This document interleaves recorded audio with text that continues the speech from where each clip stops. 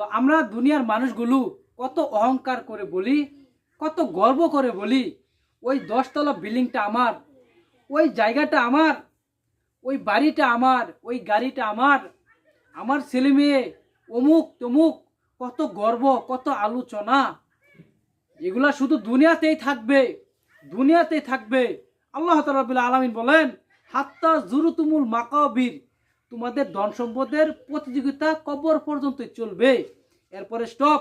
আল্লাহ তাআলা রাব্বুল আলামিন কবর পর্যন্ত কেন বললেন? আল্লাহ তাআলা রাব্বুল আলামিন জানেন এই দুনিয়ার মানুষগুলো দুনিয়াতে টাকা পয়সার অর্থের কম্পিটিশন করবে। আল্লাহ তাআলা রাব্বুল আলামিন জানেন, এই সূরার মধ্যে বলে দিয়েছেন, হাত্তা জুরুতুমুল মাকাবির, তোমাদের ধন সম্পদের প্রতিযোগিতা কবর পর্যন্ত চলবে।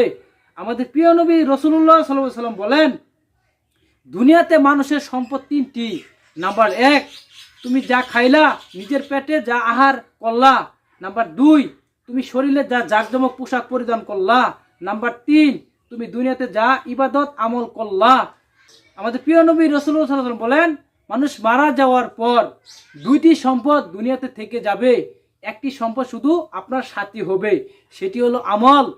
আল্লাহ রাব্বুল আলামিন মাথার উপরে যখন সূর্য এনে দিবেন, তখন কেউ পানির তৃষ্ণায় জিহ্বা, কেউ নাভি পর্যন্ত, কেউ গলা পর্যন্ত, কেউ থুতনি পর্যন্ত ঝুলে যাবে। চিন্তা করে দেখেন সেদিন আপনার কি উপায় হবে। সেদিন শুধু যার আমল এবং যার রাসূল সাথে ছিল সেই শুধু মুক্তি পাবে, এছাড়া কোনো মুক্তি মিলবে না, মিলবে না, মিলবে না।